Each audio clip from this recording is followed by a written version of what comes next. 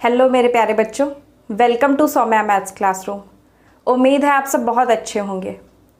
तो जैसा कि आप सब जानते हैं कि सौम्या मैथ्स क्लासरूम आपको फ्री में मैथ्स क्लासेस प्रोवाइड कर रहा है, तो आपकी भी ये जिम्मेदारी बनती है कि हमें सपोर्ट करने के लिए आप चैनल को ज़्यादा से ज़्यादा सब्सक्राइब करें, वीडियोस को लाइक करें और वीडियोस को ज़्यादा लोगों तक पहुँचाएँ, ताकि हमारी फैमिली लगातार बड़ी होती रहे और जल्दी ही हम 1000 सब्सक्राइबर्स का आंकड़ा टच कर लें।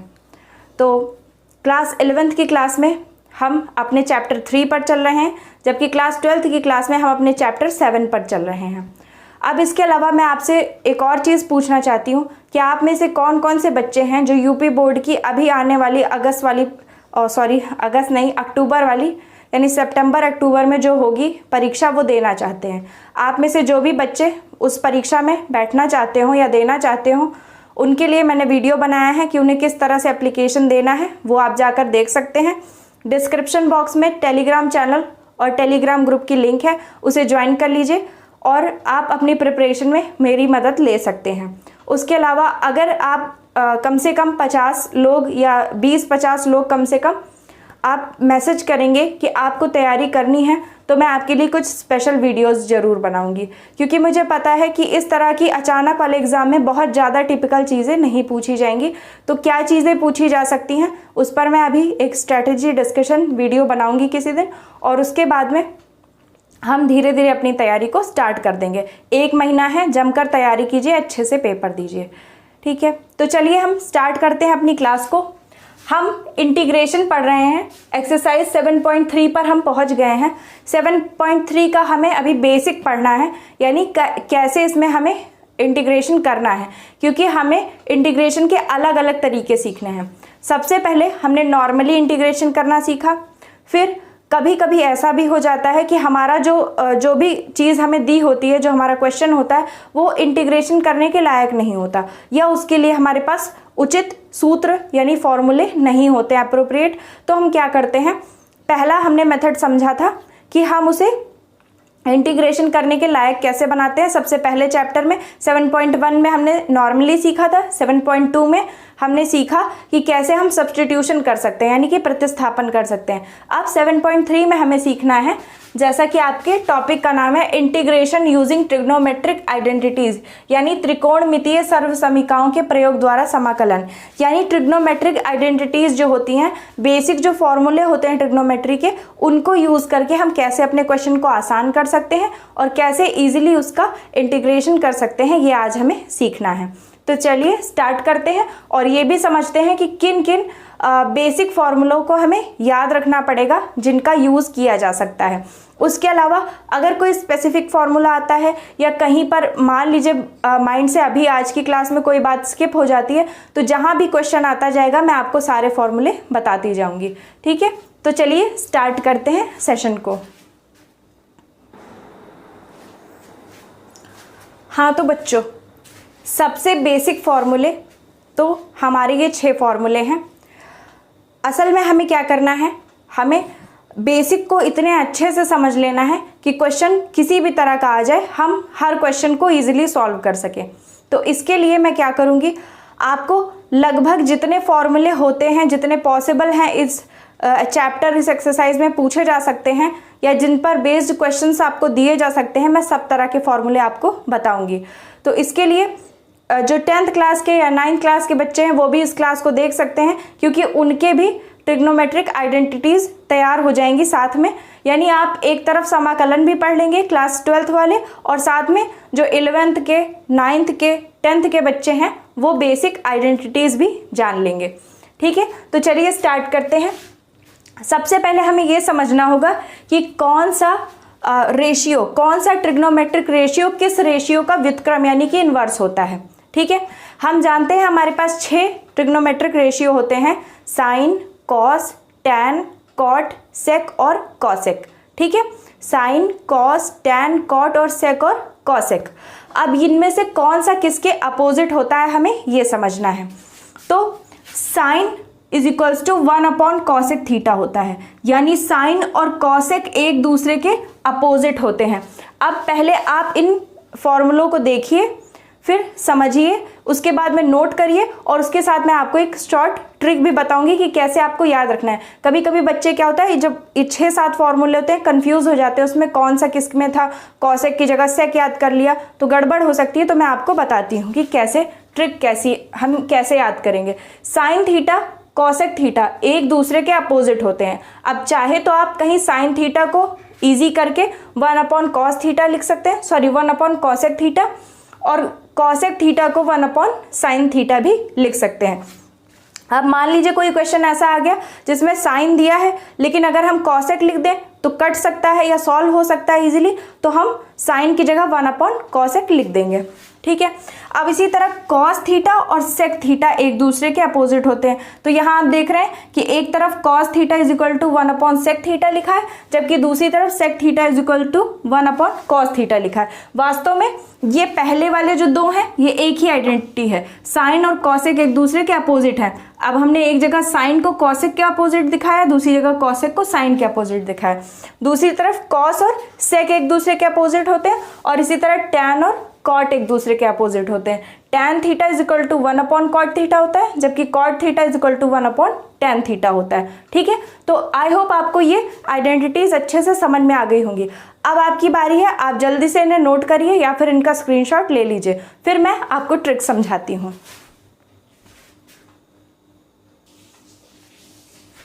हाँ तो बच्चों, आप जानते हैं कि हमारे पास ट्रिग्नोमेट्री में सॉल्व करने के लिए कुल 6 ही ट्रिग्नोमेट्रिक रेशियोज होते हैं, यानी त्रिकोणमितीय अनुपात होते हैं। साइन, कॉस, टैन, कॉट और सेक और कॉसेक।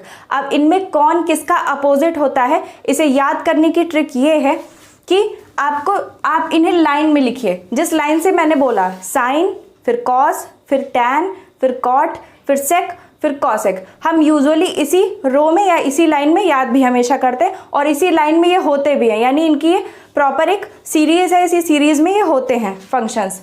तो सबसे पहला सबसे आखिरी का अपोजिट होता है, या आप ये भी कह सकते हैं कि सबसे आखिरी सबसे पहले का अपोजिट होता है। तो इसका मतलब क्या है, साइन का अपोजिट कौन सा होता है, कॉसेक होता है। अब अगर आप इधर से देखें तो ये पहले नंबर पे, ये दूसरे पे, ये तीसरे पे, ये चौथा, पांचवा और छठा। अब इसी को अगर उल्टे फॉर्म में हम गिने तो ये क्या होगा, ये पहला, ये दूसरा, ये तीसरा, ये चौथा, ये पांचवा और ये छठा। तो आप क्या देख रहे हैं कि एक तरफ हमारा साइन फर्स्ट नंबर पे भी है और दूसरी तरफ हमारा साइन 6th नंबर पे भी है, जबकि इधर देखिए तो एक तरफ हमारा कॉसेक जो है वो फर्स्ट नंबर पे भी है और दूसरी तरफ 6th नंबर पे भी है। तो हमने देखा कि एक तरह से साइन का भी नंबर 1 है और कॉसेक का भी नंबर 1 है, तो ये दोनों एक दूसरे के अपोजिट होंगे। इन दोनों की वैल्यू देखिए एक ही है, 1 और 6 इसकी भी है, 1 और 6 इसकी भी है। अब अगले में आप देखेंगे कि किसकी 2 और 5 दोनों हो रही है, तो आप देखेंगे कि कॉस की 2 भी है और 5 भी है, और सेम यही हाल सेक का है, सेक की भी 2 है और 5 भी है। यानी इधर से दूसरी पोजीशन पे ये है और पीछे से गिना जाए तो दूसरी पोजीशन पे ये है। तो ये दोनों आपस में एक दूसरे के अपोजिट होंगे, यानी कि कॉस का अपोजिट क्या होगा, सेक होगा। क्लास 9th और क्लास 10th के बच्चों के लिए ये रामबाण क्लास है। तो प्लीज़ अगर आपका कोई छोटा भाई बहन क्लास 9th या क्लास 10th में है तो उसे ज़रूर इसे शेयर कीजिए और उसे भी दिखाइए। कोई ज़रूरी नहीं है कि हर क्लास केवल जिस क्लास के बच्चे की है उसी के लिए इम्पोर्टेंट हो। कई क्लासेस ऐसी भी होती हैं जिनमें कुछ ऐसी चीज़ें बताई जाती हैं जो अन्य क्लासेस के लिए भी इम्पोर्टेंट होती हैं, तो उन्हें भी शेयर कीजिए। फिर आप देख रहे हैं कि अगर हम आगे से देखें तो 3rd नंबर पर टैन आ रहा है, जबकि पीछे से देखें तो 3rd नंबर पर कॉट आ रहा है। तो ये दोनों एक दूसरे के अपोजिट होंगे। और देखिए कितनी सुंदर डिज़ाइन बन गई है। आप जल्दी से इसका स्क्रीनशॉट ले लीजिए या फिर उसको नोट कर लीजिए। आपने समझ लिया ना, एक बार हम जल्दी से फिर से समझ लेते हैं। साइन पहले नंबर पे है और पीछे से देखा जाए तो कॉसेक पहले नंबर पे है, तो ये दोनों एक दूसरे के अपोजिट। कॉस आगे से दूसरे नंबर पे है और सेक पीछे से दूसरे नंबर पे है, तो ये दोनों एक दूसरे के अपोजिट। टैन आगे से तीसरे नंबर पे है और कॉट पीछे से तीसरे नंबर पे है, तो ये दोनों एक दूसरे के अपोजिट होते हैं। अब जल्दी से इनका स्क्रीनशॉट ले लीजिए। बच्चों, इसके बाद हमें कुछ अगली इंपॉर्टेंट आइडेंटिटी सीखनी है। कौन से ऐसे 2 ट्रिग्नोमेट्रिक रेशियोज हैं जिनका स्क्वायर करके जोड़ने पर या फिर घटाने पर हमें 1 मिल सकता है। अब ऐसा भी हम यूज़ कर सकते हैं अपने क्वेश्चंस में, कई जगह पर हमें कई सारी वैल्यूज़ निकालनी पड़ती हैं, या उसे ईजी करके हम 1 भी बना सकते हैं। जैसे कि अगर कहीं आपके क्वेश्चन में साइन स्क्वायर थीटा और कॉस स्क्वायर थीटा आ जाए और दोनों के बीच में प्लस लगा हो, तो आप उसकी जगह सिंपली बिना सोचे समझे 1 रख सकते हैं, और इससे सोचिए आपका क्वेश्चन कितना इजी हो जाएगा। यानी एक जगह पर जहां आपको साइन स्क्वायर थीटा और कॉस स्क्वायर थीटा का समाकलन करना था, जबकि हमारे पास स्क्वायर का कोई सूत्र नहीं है, क्योंकि आप जानते हैं कि हमारे क्वेश्चन में हमारे जो फॉर्मूला होते हैं वहां पर साइन थीटा और कॉस थीटा होता है, ना कि स्क्वायर होता है। तो स्क्वायर का हमारे पास कोई भी फॉर्मूला नहीं है। अब इसके अलावा एक और चीज़ हो सकती है, क्या हो सकता है ये समझते हैं। मान लीजिए कि कहीं पर साइन स्क्वायर थीटा दिया हुआ है, साइन स्क्वायर थीटा, तो इसकी जगह पर हम 1 माइनस कॉस स्क्वायर थीटा भी लिख सकते हैं। कैसे लिख सकते हैं, यहाँ पे हमने LHS में केवल साइन स्क्वायर थीटा को बचा लिया और RHS में 1 था, और LHS में कॉस स्क्वायर थीटा भी था जो कि पॉजिटिव था, प्लस में था। अब इस प्लस वाले कॉस स्क्वायर थीटा को जब इधर 1 के बगल में हम लाए हैं, देखिए LHS में केवल साइन स्क्वायर थीटा बचाया, RHS में 1 था, और ये LHS वाला कॉस स्क्वायर थीटा जब हम इधर लाएंगे तो माइनस कॉस स्क्वायर थीटा हो जाएगा। इसी तरह अगर कॉस स्क्वायर थीटा हो तो यहाँ पर 1 माइनस साइन स्क्वायर थीटा बन जाएगा। ठीक है, इन आइडेंटिटीज़ को भी आप इस्तेमाल कर सकते हैं। उसी तरह दूसरे इसमें क्या होता है, साइन और कॉस में तो पॉजिटिव होता है, जबकि सेक टेन में और कॉसेक और कॉट में नेगेटिव होता है। यानी sine square theta cos square theta अगर जुड़े होंगे तब उनका मान 1 होगा, जबकि sec square theta tan square theta अगर घटाए जाएंगे तब उनका मान 1 होगा। अब इस तरह से हम ऐसे निकाल सकते हैं, सेक स्क्वायर थीटा का मान क्या हो जाएगा, 1 प्लस टैन स्क्वायर थीटा। आप देख रहे हैं इधर हम केवल सेक स्क्वायर थीटा बचाएंगे, और ये जो माइनस टैन स्क्वायर थीटा इसको 1 के जब बगल में करेंगे तो ये 1 प्लस टैन स्क्वायर थीटा बन जाएगा। और या फिर दूसरा क्या कर सकते हैं, टैन स्क्वायर थीटा की अगर वैल्यू निकाले तो यहाँ पर माइनस टैन स्क्वायर थीटा है, क्योंकि ये माइनस में है और हमको हर चीज़ पॉजिटिव करनी है, तो माइनस टैन स्क्वायर थीटा को पहले इधर करिए, तो RHS में जाएगा वो प्लस टैन स्क्वायर थीटा बन जाएगा, और प्लस 1 को इधर करेंगे तो माइनस 1 बन जाएगा। तो इसकी वैल्यू आ जाएगी सेक स्क्वायर थीटा माइनस 1। यानी अगर कहीं पर टैन स्क्वायर थीटा हो तो उसे हम सेक स्क्वायर थीटा माइनस 1 भी लिख सकते हैं। अब ये फॉर्मूला ऊपर है, ये उसके नीचे है, और इसके नीचे भी 2 और बनेंगे। फिर कॉसेक स्क्वायर थीटा और कॉट स्क्वायर थीटा को भी घटाने पर 1 आता है। अब इस जगह से हम कॉसेक स्क्वायर थीटा का भी मान निकाल सकते हैं। कॉसेक स्क्वायर थीटा क्या हो जाएगा, 1 तो इधर है ही, और ये माइनस कॉस स्क्वायर थीटा उधर जाएगा तो प्लस कॉट स्क्वायर थीटा हो जाएगा। ठीक है, और इसी तरह से हम कॉट स्क्वायर थीटा का भी मान निकाल सकते हैं। यहाँ पर माइनस कॉट स्क्वायर थीटा है, इसको LHS में ले जाएंगे, पॉजिटिव हो जाएगा। अब आप ये कह सकते हैं कि ले गए हम LHS में लेकिन लिखा RHS में है। जैसे आप किसी चीज़ को LHS में ले जाते हैं, दूसरी को RHS में लिखते हैं, इनको हम उल्टा भी कर सकते हैं, इधर वाले को इधर लिख देंगे और इधर वाले को इधर, क्योंकि जिसकी भी वैल्यू हमें निकालनी होती है उसको ज़्यादातर हम लेफ्ट हैंड साइड में लिखते हैं और बाकी को बराबर के उस तरफ राइट हैंड साइड में आंसर निकालते हैं। तो इसलिए हमने इसे कॉट स्क्वायर थीटा को इधर लिख लिया। अब कॉट स्क्वायर थीटा हमारा पॉजिटिव हो चुका है, इधर बचा है कॉसेक स्क्वायर थीटा, तो हमने लिखा कॉसेक स्क्वायर थीटा, और प्लस 1 इधर जब जाएगा तो बन जाएगा, कॉसेक के पास जाएगा तो माइनस 1 बन जाएगा। यानी कॉट स्क्वायर थीटा LHS में गया, पॉजिटिव हो गया, और प्लस 1 इधर आया तो नेगेटिव हो गया। और फिर हमने क्या किया, कॉट स्क्वायर को आगे LHS में लिख लिया और इसको पीछे RHS में लिख दिया। तो ये आपके पास फॉर्मूले बन गए। यानी ये 3 तो बेसिक फॉर्मूले हैं और इनसे ये 6 और फॉर्मूले डिड्यूस किए जा सकते हैं। तो मैंने आपको ये भी फॉर्मूले बता दिए, आप इनका भी जल्दी से स्क्रीनशॉट ले लीजिए।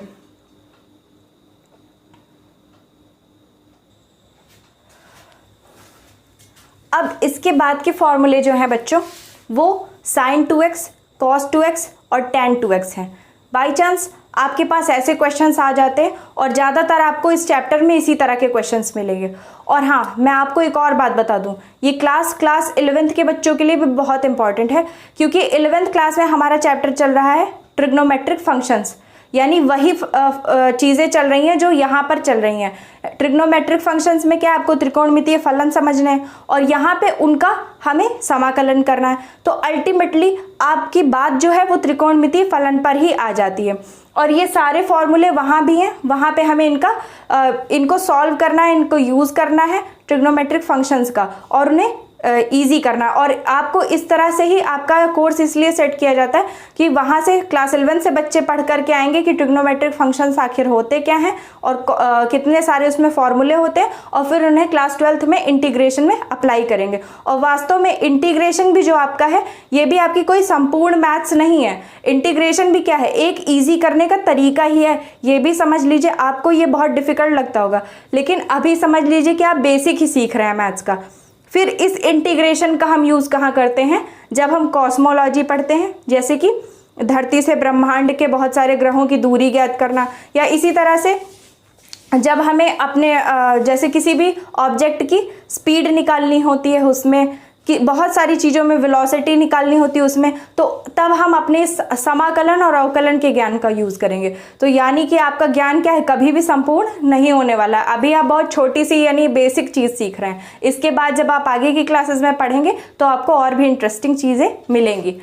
तो इसे समझिए, साइन 2x का फॉर्मूला क्या होता है, 2 sin x into cos x, यानी साइन 2x को हम स्प्लिट करके क्या लिख सकते हैं, 2 sin x into cos x. अब अगर हमें साइन और कॉस के फॉर्मूले में इसे ना तोड़ना हो, यानी साइन और कॉस के फंक्शन में या उनके फॉर्म में ना तोड़ना हो, tan के फॉर्म में तोड़ना हो, तो हम उसे ये लिख सकते हैं 2 tan x upon 1 plus tan square x। अब ये चीज़ें आपको याद करनी पड़ेंगी, या फिर अभी आगे चल के क्लास 11th में भी मैं इन्हें बताऊंगी, तो वहाँ पे आपने या फिर क्लास 11th में अगर आपने पढ़ा होगा तो वहाँ पे आपने इनका वो भी पढ़ा होगा कि कैसे इनकी उपपत्ति होती है, यानी कि उनको प्रूफ भी करना सिखाया गया होगा आपको। फिर इसी तरह से cos 2x का ये सबसे ज़्यादा यूज़ होने वाला फॉर्मूला है। cos 2x को हम क्या लिख सकते हैं, सबसे बेसिक फॉर्मूला होता है cos square x minus sine square x. यानी वहाँ पे आपने क्या देखा था इससे पिछले वाले में, जब हम साइन स्क्वायर एक्स और cos स्क्वायर एक्स को जोड़ते थे तो 1 आता था, लेकिन अगर cos स्क्वायर एक्स से साइन स्क्वायर एक्स को घटा दें तो क्या आ जाएगा, cos 2x आ जाएगा। अब हम इसे और भी लिख सकते हैं, cos 2x को अगर हम केवल cos के फॉर्म में लिखना चाहें, यानी यहाँ पे क्या है, cos भी है और sin भी है, लेकिन बाई चांस हमें केवल cos के ही फॉर्म में लिखना है, तो हम क्या करेंगे, ये वाला फॉर्मूला लगाएंगे 2 cos स्क्वायर एक्स माइनस 1। अब ये कैसे आता है फॉर्मूला, ये बहुत ही इंपॉर्टेंट फॉर्मूला है और इसे याद करने में अक्सर बच्चे कंफ्यूज हो जाते हैं। मैं किसी दिन आपको 1 मिनट का एक सेशन दूंगी और उसमें मैं डिड्यूस करके दिखाऊंगी कि कैसे इस वाले फॉर्मूले से हम ये दोनों फॉर्मूले भी निकाल सकते हैं। ठीक है, तो आप हमेशा जो मैं छोटे वीडियोस डालती हूँ उन्हें भी देखते रहा कीजिए। तो यहाँ पर क्या होगा, अगर हमें केवल cos के फॉर्म में लिखना हो तो हम 2 cos स्क्वायर एक्स माइनस 1 लिखेंगे, जबकि केवल साइन के फॉर्म में अगर लिखना होगा तो 1 माइनस 2 साइन स्क्वायर एक्स लिखेंगे। लेकिन अगर हम साइन और cos दोनों के फॉर्म में नहीं लिखना चाहते cos 2x का मान, तो हम tan के फॉर्म में लिखेंगे, जो कि होता है 1 minus tan square x upon 1 plus tan square x. आपको ट्रिक याद रखनी है, ऊपर माइनस होता है, नीचे प्लस होता है। एक बार 1 माइनस tan स्क्वायर एक्स होगा और नीचे क्या होगा, 1 प्लस tan स्क्वायर एक्स होगा। अब उसके बाद में sin x हो गया, sin 2x हो गया, cos 2x हो गया। अब आते हैं tan 2x पे। tan 2x का सेम वैसा ही फॉर्मूला है जैसा sin 2x का है, बस यहाँ पर क्या है 2 tan x upon 1 plus tan square x है, जबकि इसकी जगह पे यहाँ हम क्या लिखेंगे 2 tan x upon 1 minus tan square x. ठीक है, इसमें क्या है, साइन वाले में नीचे पॉजिटिव होता है, जबकि tan वाले में खुद में नीचे नेगेटिव होता है। तो ये फॉर्मूले भी आपने समझ लिए। आई होप आपको ये क्लास बहुत पसंद आ रही होगी। अगर पसंद आ रही हो तो ज़्यादा से ज़्यादा शेयर कीजिए और लाइक भी कीजिए, और आप जल्दी से इनका भी स्क्रीनशॉट ले लीजिए। हाँ तो बच्चों, आज के लिए इतना ही। सौम्या मैथ्स क्लासरूम को ज़्यादा से ज़्यादा सब्सक्राइब कीजिए, वीडियोस को ज़्यादा से ज़्यादा शेयर कीजिए, बेल आइकन को ज़रूर प्रेस कीजिए, टेलीग्राम ग्रुप से ज़रूर जुड़ जाइए, वहाँ से हम बहुत सारी न्यूज़ जानते हैं, वहाँ मैं आपको बहुत सारी न्यूज़ देती हूँ। आप जानते हैं कि हर छोटी छोटी न्यूज़ पर वीडियो बनाना पॉसिबल नहीं हो पाता, खासकर उसके लिए जो खुद एक स्टूडेंट हो। तो इसलिए जब आप टेलीग्राम चैनल से जुड़ जाएंगे तो आपको सारी न्यूज़ वहाँ पर मिलती रहेंगी। तो अपने ज़्यादा से ज़्यादा भाई बहनों को इस क्लासरूम से जोड़िए, जिससे मेरा मोटिवेशन भी बढ़े। बहुत जल्दी मैं आपके लिए क्लास 10th की भी क्लासेस स्टार्ट करने की कोशिश कर रही हूँ। तो तब तक के लिए best of luck. Thank you.